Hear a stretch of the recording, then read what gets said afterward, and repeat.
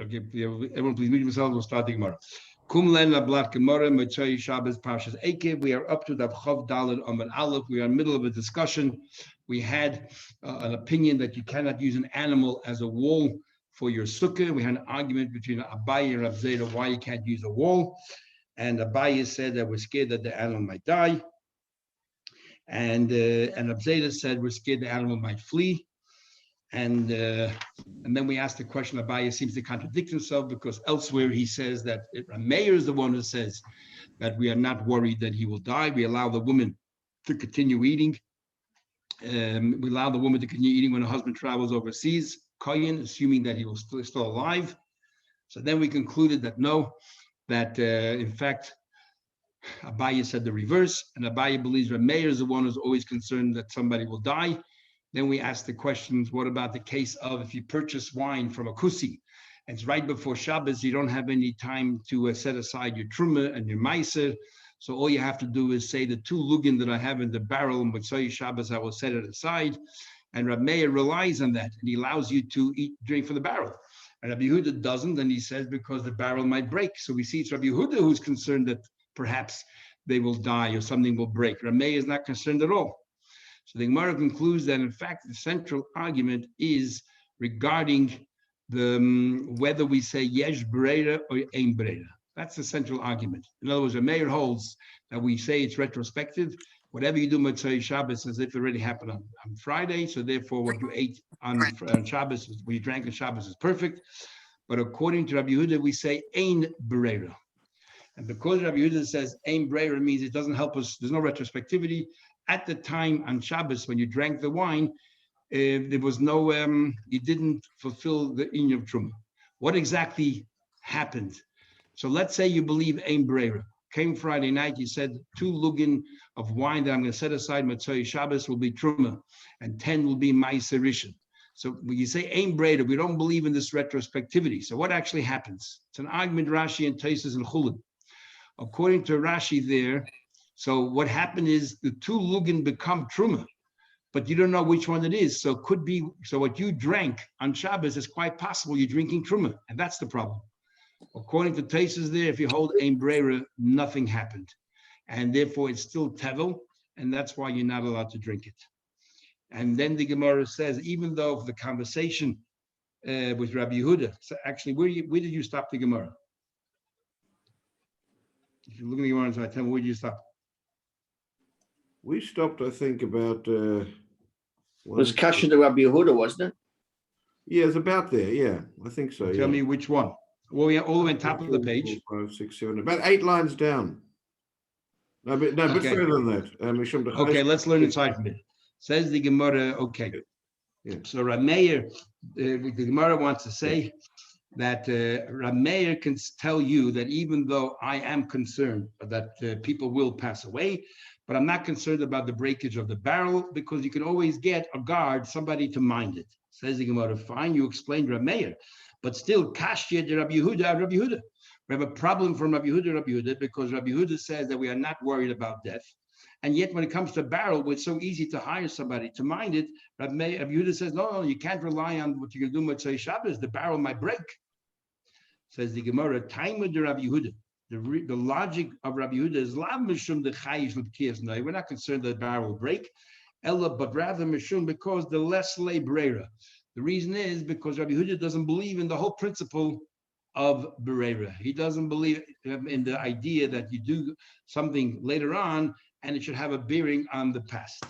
So that's why you cannot rely on it. But when it comes to matters of are we concerned that the thing broke or died, not worried. Says, how could that be? So let's continue the conversation in the Brisa. And there clearly Rabbi Yehuda points out to Rabbi Meir, why aren't you concerned the barrel will break? So if a barrel breaking is less probability than a person dying, so if Rabbi Yehuda is not concerned about a barrel, Rabbi Yehuda is concerned about a breaking, surely he should be concerned that a person will die. So Gemara asked, Rabbi Yehuda no, he's not worried about breaking a barrel. If we continue the conversation in the Brisa, they said to Rav Meir, aren't you concerned? Shema Yevoka Hanoi, the barrel might burst, right? And then what will happen is, come Motzei Shabbos, you won't be able to fulfill your condition. The Nimtza comes out that the Truma will never be given, never be separated in Motzei Shabbos. Comes out that Zeh Shoyse Tivul Limafreya. What did you drink on Shabbos? You drank Tevel. No, Truma was never set aside. And what did Rameh respond? Well, Rameh said, Likashi Baka. If it breaks, it breaks. But right now, we don't have to anticipate that. So what do we see from here clearly? Rabbi Yehuda is concerned about the breakage of the barrel, and Rameh is not concerned. So if Rabbi Yehuda is concerned about the breakage of a barrel, surely Rabbi Yehuda should be concerned that a person will pass away. The barrel you can watch, you can mind. Surely he should be concerned. And yet before we said, Rabbi Yehuda says you can't have an animal as a wall of a sukkah. How are we going to explain that? Miklal, doesn't it appear from here? The Chayish Rabbi Yehuda b'kiyas anar. He is concerned about the breakage of the barrel. Says the Gemara, Hassam over there, Rabbi Yehuda who the ka'amal Rameir. Rabbi Yehuda is not voicing his opinion. He's talking to Rameir. And he said to Rameir as follows. Lididi, I hold you cannot drink from this barrel of wine because you cannot rely on Motzei Shabbos because currently you haven't set aside the Truma, and I don't believe in this whole principle of Breira. Leslie Breira, I don't believe in Breira. Ella Lididach, according to you, the Yesh Breira, you do believe in the principle of Breira.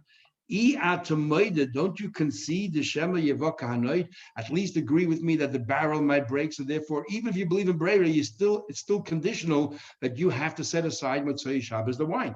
But if the barrel breaks, it's not possible, then you drank Tevel. On Malay, so he said to him, Likashi Yevaka. When it'll happen, I'm not worried.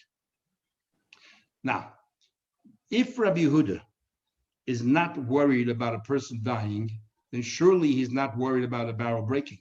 So what's he telling Rameir? Aren't you conceding to me that the barrel at least can break? What do you mean? You, Rabbi Yehuda, don't believe the barrel breaks. What are you asking Rameir? What's the Gemara saying here? What's Rabbi Yehuda asking Rameir? So the Gemara is probably saying is, Rabbi Yehuda is, the entire conversation is to Rameir, according to you. I don't believe in Breira. I don't believe people will die. You don't have to anticipate it, and I don't believe the barrel will break. But you, Reb Meir, who says that you do believe in Breira, but the problem is you also hold that people will die. Probably you'll also hold that the barrel can break. So according to you, not according to me, according to you that you anticipate breakage and so on, why aren't you worried the barrel will break? And Rameir says, no. There's a difference between anticipating a person might pass away versus anticipating a barrel will break. A barrel, you can have somebody watching it and minding it so it won't break. Says the Gemara further, okay. So let's continue along this way. We're saying now that what? Rameir is worried that the animal might die. Don't use it as a wall. And Rabbi Yehuda is not worried. Says the Gemara, we just learned in Masechta Yuma quite differently. Are you telling me Rabbi Yehuda is not worried about dying? But tonight we learned in the beginning of Yuma, Rabbi Yehuda says that not only does the Kohen Gadol have to separate 7 days, and we prepare a deputy just in case the Kohen Gadol passes away, there's someone in line. So too, since the Torah says that so that a Kohen Gadol has to atone for himself and for his family, which is his wife, we prepare another wife for him just in case. And the Chachamim say back, in Cain, when are you going to end? And maybe the second wife also, she'll die.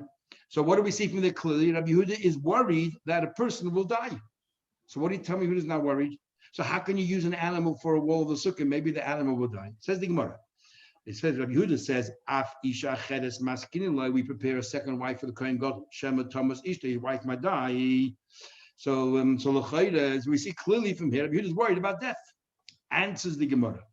Ha'itmar Allah, we learned. Omar Rav Huna b'Rabbi Yeshua. Rav Huna, the son of Rabbi Yeshua, said, Ma'ale asu b'kapara. When it comes to a kapara, when it comes to atonement, we take extra stringencies. We want to take all precautions possible. So, in other words, we actually have 3 opinions now. We have Rameir that's always worried that somebody might pass away. So the woman cannot eat truma when her husband goes overseas, maybe he'll pass away. You cannot use an animal for a sukkah. Then we have Rabbi Yehuda says, I'm not worried about people passing away, only when it comes to kapara. When it comes to Yom Kippur Kapara, I am very worried and will take a chumrah.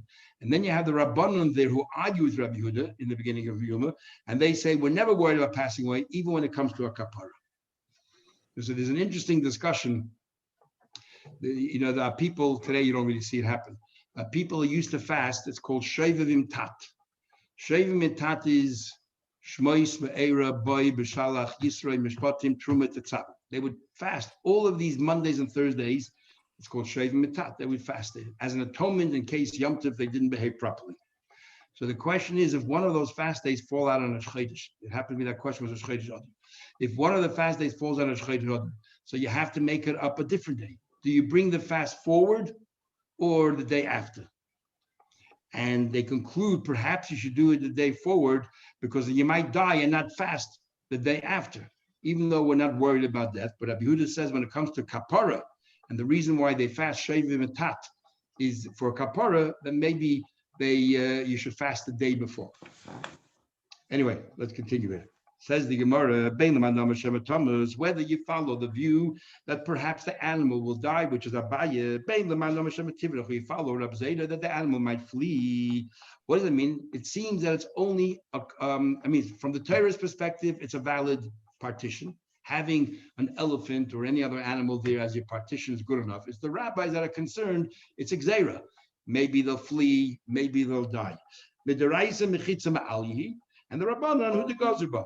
So in other words, what the Rabbanan normally do, they come along and they add a stringency. The Torah allows this, but we're not going to allow it. We want to take an extra precaution. Fair enough. But you'll never find, and they're not allowed to, the Chachamim come along and say, well, the Torah says you're not allowed to, but we're going to allow it. Can't do that. They can only add safeguards, not to reduce the Yisurim of the Torah. So you want to ask the question. According to this, since Rameir holds my Torah to valid mechitza, titme mishum goylel. So if my Torah to valid mechitza, let it be tamei when it acts as a goyl. What exactly is a goyl? So we had previously in the Gemara yesterday an argument between Rashi and Tosfos. Actually, there are three opinions. Whether a goyl Rashi holds is the lid of a coffin. Sometimes they would use. Remember, we had a discussion if you can use an animal as a lid of a coffin. As a lid of a coffin, whether it holds back the tumah or not, is it considered a mechitza? And then others learn that it's actually not the lid of the coffin, but it's to cover the gravesite. After you've put the coffin in with the cover, you put a cover the gravesite. And Rabbi Tama learns it's a matzeva. That's what it is, the monument. So it says, Allah Matna, we learned in the Mishnah where it says clearly the following. Rabbi Yehuda mitame mishum goyl. Rabbi Yehuda says that if an animal acts like a goyl, it becomes tamei. And Rab Meir mitaya. Rab Meir says that it's Torah. Why? Because it's not really a proper lid. But the question is, Rab Meir holds from the Torah perspective, it is a proper lid. The rabbis just say we don't want to rely on it because it might die or therefore it's not good enough. But Matar it is. So how can Rameir come and say and be lenient? Say no, we're not going to treat it like a lid. We're not going to treat it like a mechitza or like a roof, and therefore it doesn't count. Rameir cannot come along and use that reason to be lenient. And the Torah says asa, and he comes along and says mutter. Says Rabbi Achba therefore says, I'll give you a whole new pshat. The reason why you cannot use an animal according to Rabbi Meir, is not because it might die, not because it might flee, but a different reason altogether. It has to do with the qualification of the criteria of a partition. Any mechitza, the only thing that's holding up is empty wind, is air. Ein mechitza does not serve as a partition. And since an animal, what keeps the animal standing up is a neshama, which is something that's not tangible, and therefore it's not really a mechitza. Another version is Amar Rav Yaakov, because I made holes. Any mechitza that's not made by a person, like in the Shama, ain't a mechitza, is not a mechitza. Now, what exactly Rav Yaakov means is a little bit difficult to understand. Does that mean that a mountain, a natural wall, cannot be used as a mechitza? So Tosfos and Erevin says, of course he could.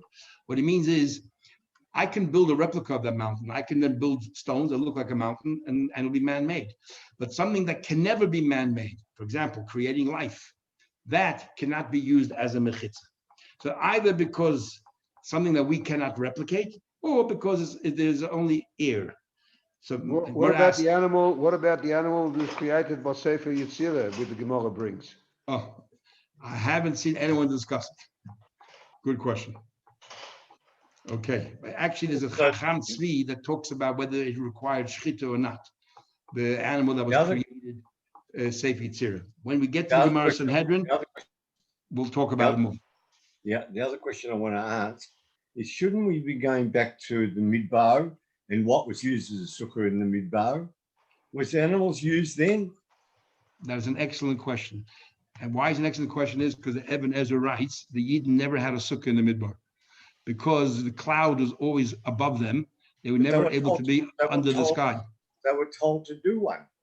Sorry? They were told They to were do. told to make a sukkah. Yeah, but when they come to Yisrael, they were giving the dinim. For example, Korban Pesach, they only brought one Korban Pesach in the midbar, and they didn't bring any other Korban Pesachs.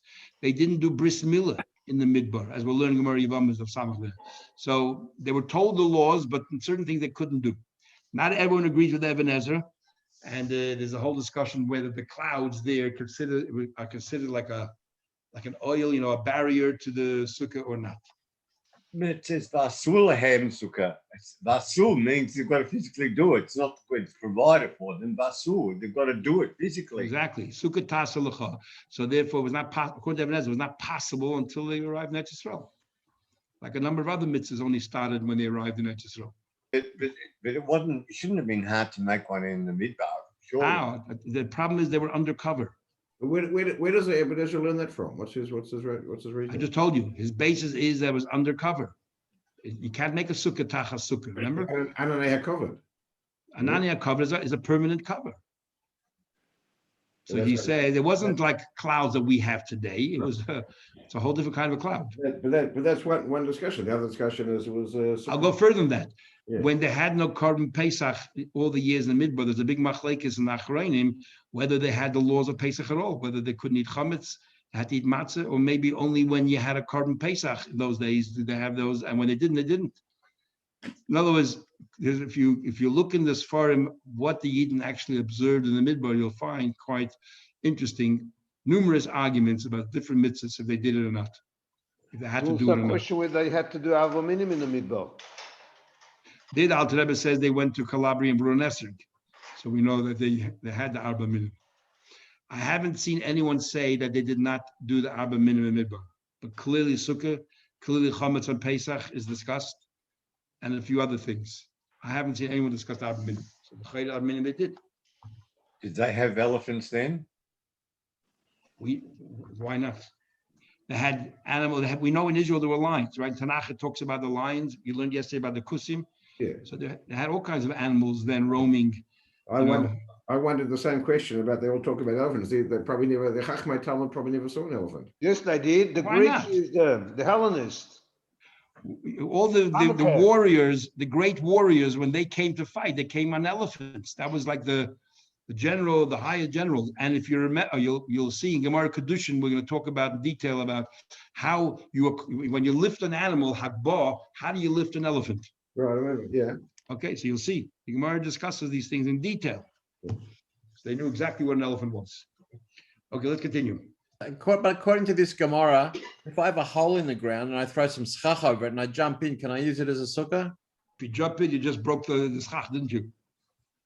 Okay, so I left a little few stairs down on the side or a ladder or something, and it's got 4 walls and there's a hole in the ground. I just throw schach over it. Is that valid?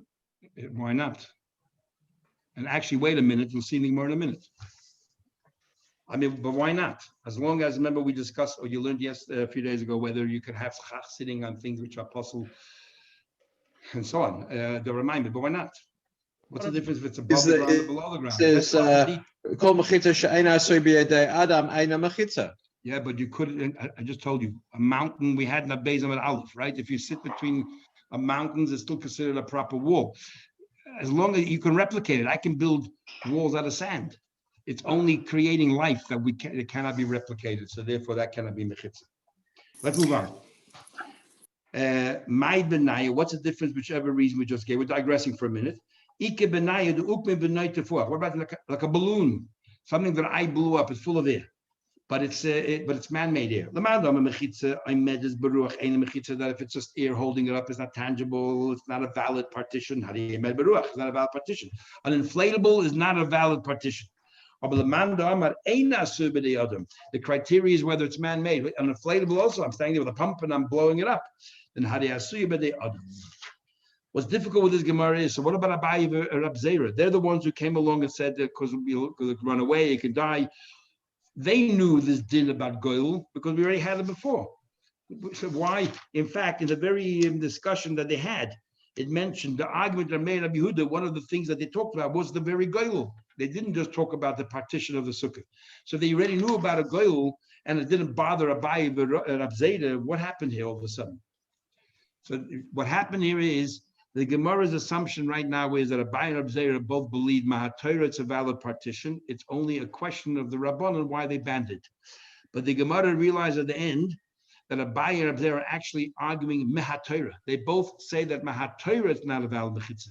And they're explaining why the Torah doesn't recognize as a mechitza, what exactly is the criteria of the Torah. And therefore, a mayor can be lenient even in the case of a goal. Okay, let's continue. Says the Gemara, and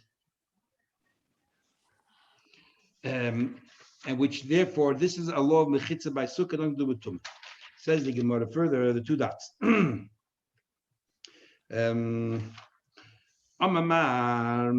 We learned before, it says also in the Braisa, when it comes to an animal, you will not write a divorce on an animal, a living animal. My time is like Lily, why not? The time we learned. It says in the pasuk that a person should write a divorce. It uses a bill of divorce. It uses the word sefer the cost of law. You should write to her sefer krisis, right? A document that severs, a severance document. And you place it in the hand. So basically it says, what do you mean sefer, a document? Ainly ella sefer. All I know is a sefer, which is made out of parchment. Minayin le rabbi is called over. I know you can use other materials as well. The cost of law. Write to her on anything. So why does it limit again to sefer? I tell you, ma sefer, just like sefer, dover she'ein by ruach chaim, just like sefer has no life to it. Parchment, the animal's already dead. You strip off an animal. The ein oichel, nor is it food. Av kol dover she'ein by ruach chaim ve'ein oichel. It has no life and has no food. That's what can be used. That's what Rabbi Yitzchak Face already explains that it's like a klal or prat to klal. The cost of law is a generic rule. Sefer is a limiting, and then it says v'nosam b'yoda again is generic. Anything similar to a sefer. So it cannot be a living thing. So Rabbanan, how come they hold you could write on an animal your bill of divorce? They argue and they say, if had it been written bis sefer, recorded inside the document, then kedamrit, exactly like you said. But hashta d'chsiv sefer, it just says write a document. Sefer actually doesn't mean to imply it has to be made out of parchment. It's l'sfiras dvarmam, it's telling you write a story. Right there, what exactly you're intending to do. You write the words Harei at muteres l'chol adam. You write that this bill of divorce, that now we sever our ties and you're free. Who does it? That's what the word sefer means. Nothing about describing to you what kind of material you should write on. Says the Gemara, okay, so Rabbana, now that we know sefer is just describing the content of this document, the word v'kasa, which we said is an all generic inclusive word, what's it coming to include? Says the Gemara, you know what it's needed for? Not coming to include, but actually to exclude, to limit. The only way you can divorce somebody is through something in writing. The einam is garesh b'kesed. You can't give her money or she give you money and then she's free. Because I would have thought, since marriage, there are three different ways of getting married, and one of them is by money exchanging hands.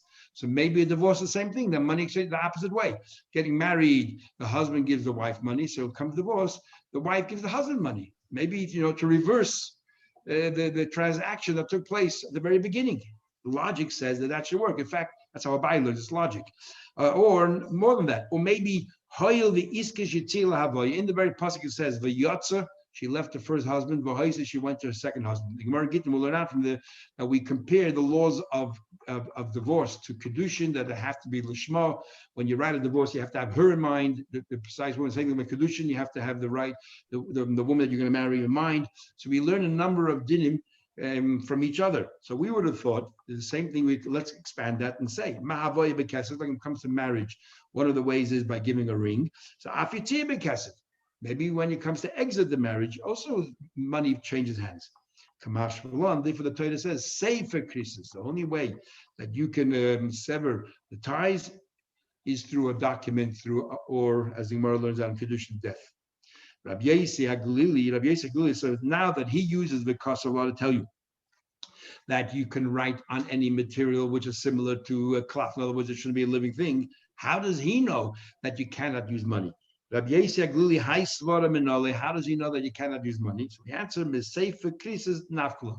It says the word sefer krisis, that only a sefer, a document, can sever the ties. Sefer cursive, ain't cursive. Only a sefer can sever the ties, but nothing else. The idach and the rabbis, what do they do with the word sefer krisis? It's now superfluous. And with they learn out another halach altogether. That when a husband gives a divorce to his wife, you're not allowed to have strings attached that are timeless, because then that means she'll always be attached to her husband. She'll always be connected to her husband. She can never drink wine because her husband said you can go free, but I don't want you to drink wine. See, the whole idea of a divorce is that there's no longer any ties back to your husband. So Tanya, we learn following is a divorce. You never drink wine. So the rest of her life, she cannot drink wine because of the husband. Well, you should never go to your father's house, ever. It's not considered a severance. Taisha already asks, but the father might die one day, and therefore there's no longer the father's house. So he answers that even after the father passed away, it's still called his house. All the children, whatever they own, is called the father's house. He brings the proof from Dinah, who was Shame's daughter, and so not Dinah, Tamar, that was Shame's daughter, and was still, and Yehuda wanted to kill her because she was a bas kohen, as if she was still part of her family, even after the death.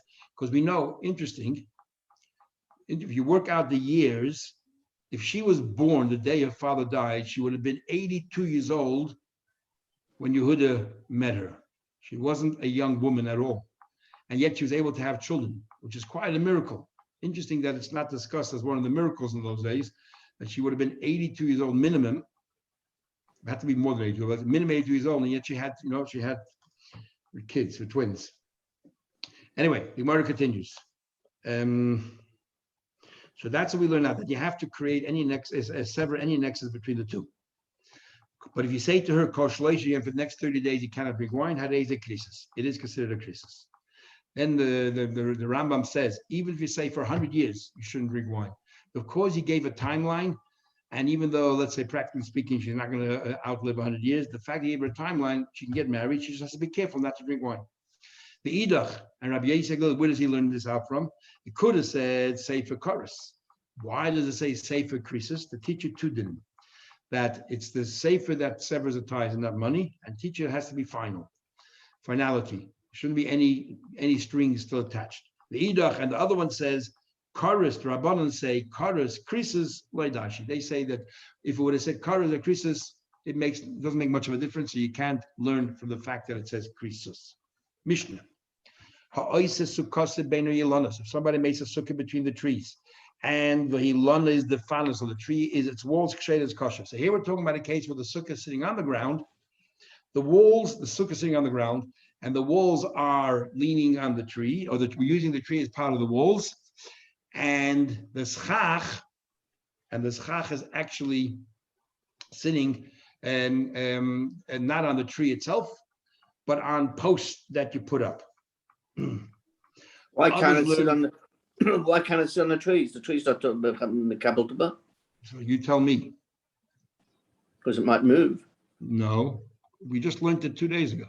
We learned Rabbi Yehuda. The second reason for Rabbi Yehuda why you cannot have the sukkah on the tree is because it's a davar maimed, right? What's supporting the schach is something which is possible to schach. And since the tree itself is possible to schach, if you put the schach on the tree, it's a davar maimed. And this is the big argument, whether that's correct or not, if that's the halacha or not. I told you last time, the chatchila, we're not allowed to use a davar maimed of posel schach. You don't put it on the metal frame, but the evid, if it's done already, it's all right. But you're not allowed to do the chatchila. And for walls, it's okay. Yeah, the walls don't have the same criteria as the schach. And the difference between them, the space between trees. Because if you remember, Rashi told us in the beginning of the Masechta, why is the sukkah called sukkah al shem schach? It's only about the schach. I think I told you this once. The Pri Megadim asks, if the whole idea of sukkah is to remember the clouds, Anani HaKavod, Anani HaKavod didn't only it was on top, it surrounded us as well. So if whatever dinim apply to the schach should apply to the walls, why do you make a distinction that a schach has to be all of these dinim shouldn't be mechubel karka, has to be gedula karka, shouldn't be kabel tumah? When it comes to walls, you don't care. What's the difference? The cloud is on top or on the sides, same cloud. So the answer given is a brilliant answer. The answer is as follows: when the Eden were marching, right? They were walking together. They had the cloud that encompassed them all. When they were walking in front of them, on the side of them, they were full of Yidden.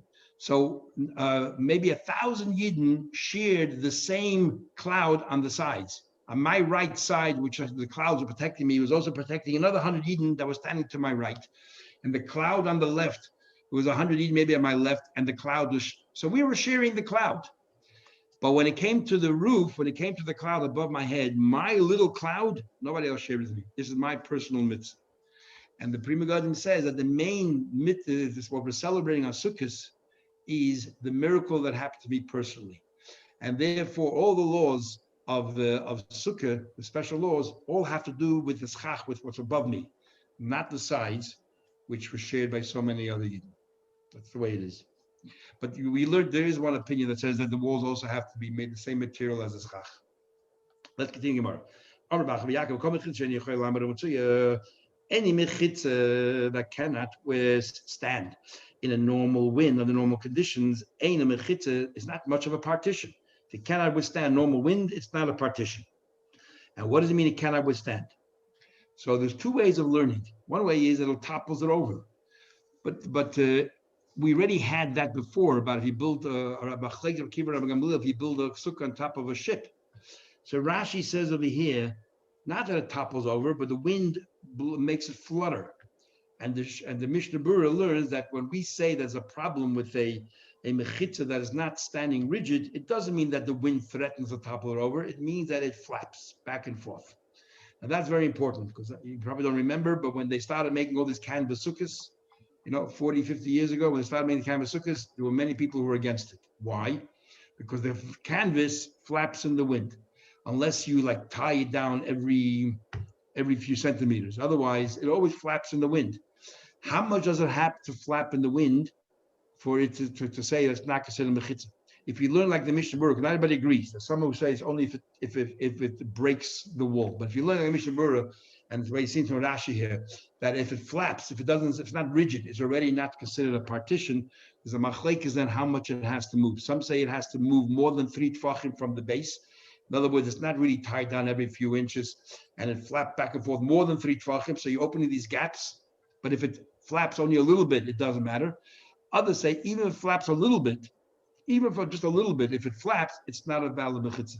So I remember in my house, and I lived in Philadelphia, a whole bunch of Bachrim came to go to different shuls and to go meet Yidden and to make them on Lulav and Esrig. And we had then a canvas sukkah. When they came down sukkah to eat, they had nothing to eat.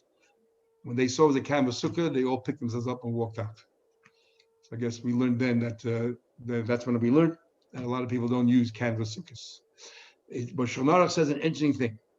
If you use it, the Shulchan Aruch talks about not canvas, talks about sheets. It says if you're going to use sheets in your sukkah, you should have poles within every 3 tefachim of each other. So even if the wall halachically is not considered a wall, you still have a mechitza because you have poles within 3 tefachim of each other, which is considered lavud. They're all attached to each other. So that's the story. The solution they use for these sukkahs in Eretz Yisrael now is that you have horizontal straps inside the sukkah, so it's like a wall. They call it lavud. 10 tefachim down, they've got 3 or 4 horizontal straps all around the sukkah, so that's like a quasi wall. Those straps don't move? No, of course not. No, they sit in, what do you call it? They sit in a hole inside. They pass them around. They fit tightly. And they're within 3 tefachim of each other, up to 10 tefachim high. Yeah. Okay, so they have a solution there. Same idea. Shulchan Aruch talks about poles. If you go, even if you go to somebody who doesn't know much about sukkahs, but he knows the term lavud. Okay. There you have it. Okay, let's continue Gemara. Didn't we just learn before that mechitza has to be man-made? So why are they talking now about a tree being acceptable as a wall for the sukkah? Okay, so we explained that a man-made. What I told you, there's a Taisus in Aaron that explains when we say man-made doesn't mean man-made. People plant trees, but it means man-made is we cannot create life. We cannot create an animal. So anything that we cannot do, we cannot use as a wall of a sukkah. That's why Rameir says you cannot. Rabbi Yehuda argues, by the way. Yehuda holds you could use an animal, but Rameir says that you cannot use. And halacha is like Rabbi Yehuda, not like Rameir. So regardless, it makes no difference. This is only Rameir's view, and even Rameir's view is only talking about don't use living things that we cannot replicate. Okay, let's continue. So tonight we learned how Isis as we learned if a person makes right here in the Mishnah, if a person makes it between the trees, we'll see about the tree in a minute. The tree is the walls, shade is kosher. The question is about Ka'azul Asi. The tree sways back and forth. If you have a very thin tree and strong winds come, they sway. My skin is big kosher. We're talking about a tough tree, it doesn't sway. Oh, but he can noify. What about the branches? If you're using the branches also as part of your wall, they sway back and forth. The Ovid label Hutzavadafla, you filled all the gaps with these little twigs, and they don't move. So what's the big deal then? So what are you telling us? So basically, you built a makeshift wall and they don't sway. Of course, it's kosher. I would have thought nigzer. I would have thought that we should perhaps proscribe it. Dilma osilish tamusha bilan. If we're going to allow you to use the tree in a way that's permissible, maybe you're going to use the tree on Yom Tov and Shabbos. How are you going to hang things on the branches? It's convenient. You have a hot soup kettle you'll have a rope around it and hang it on the branches. And you're not allowed to be mishtamish, you're not allowed to use a tree on Shabbos and Yom Tov. We're not going to add extra gezeres. That's the chiddush. Toshma coming here, it says there, if let's say there was a tree there, or a gather or a fence made out of stone, or you have a partition made out of reeds. We're talking about over here, if you remember this Pasi Beroyas. That's the well that the travelers who would make the trek to the Shalayim, and they were thirsty, so they had these wells every so often. And since it was in a well that was 10 tfachim deep, 4 tfachim wide, that's considered a Rishus HaYachid. So how can you draw water from there and take it outside of the well? You're standing in a Rishus HaRabim. So we have this thing called Pasi Berois. If you have these 4 posts, and each post has an amma going in each direction, omnidirectional. That's called diyayimid. There's 2 sticks in each corner. So it's as if you have 4 walls. We're very, very lenient when it comes to Pasi Berois to make it easier for the people who are el-regel to drink. So it says there, if you have a tree already standing there, an existing tree, or you have a geder, and all of these are an amma by an amma, made out of stone. Or let's say, for example, you had a partition of sticks or reeds.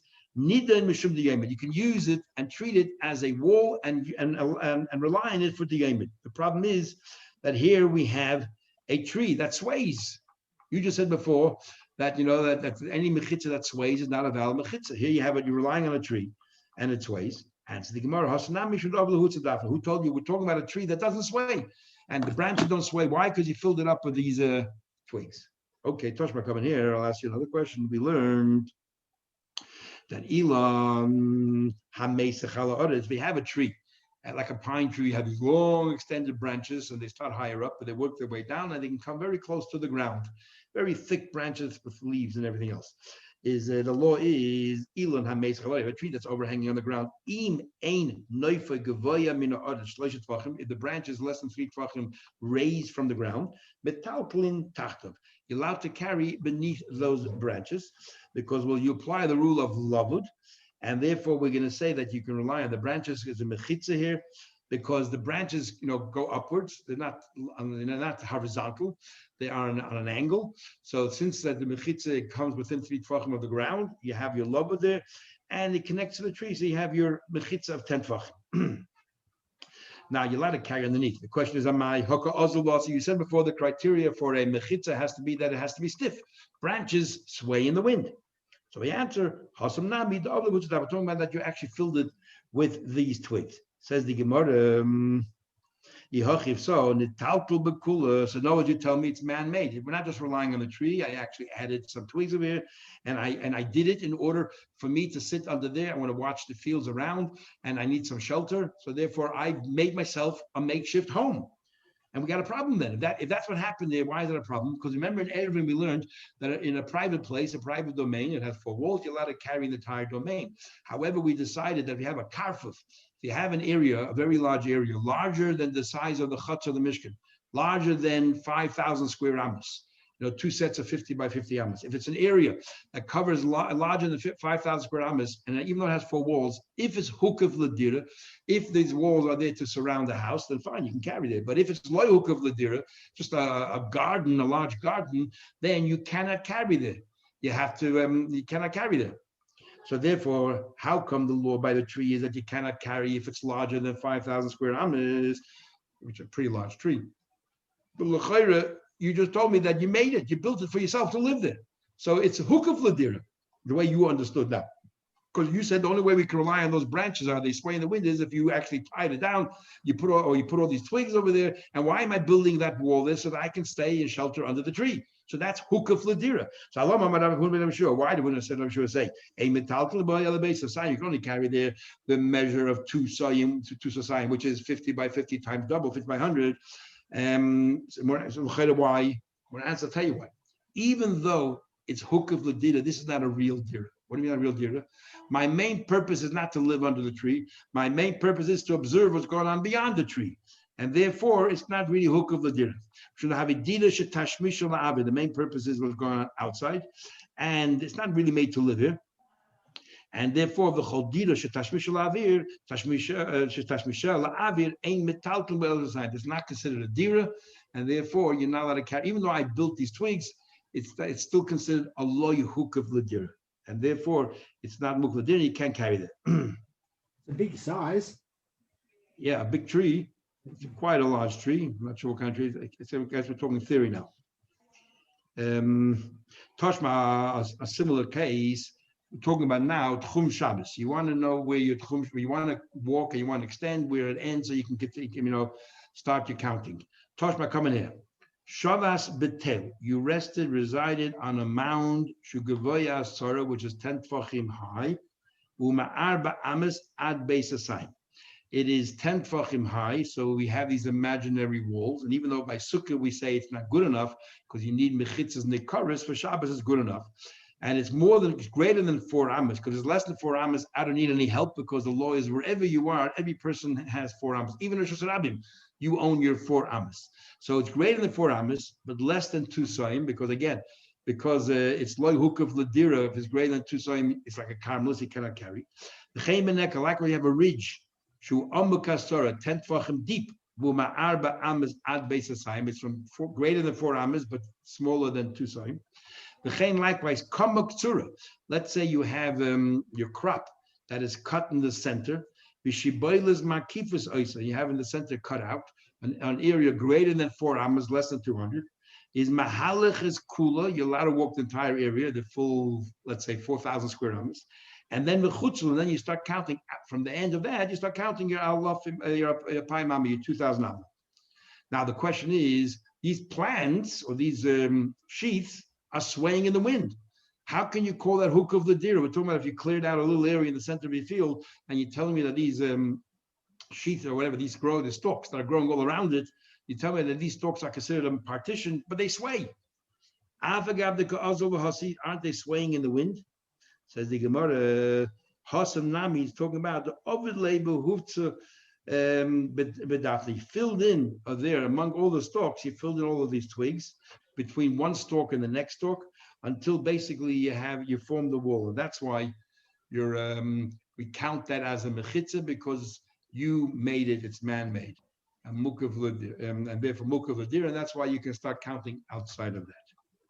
That ends the sugi of today. Tomorrow's Gemara is beautiful Gemara.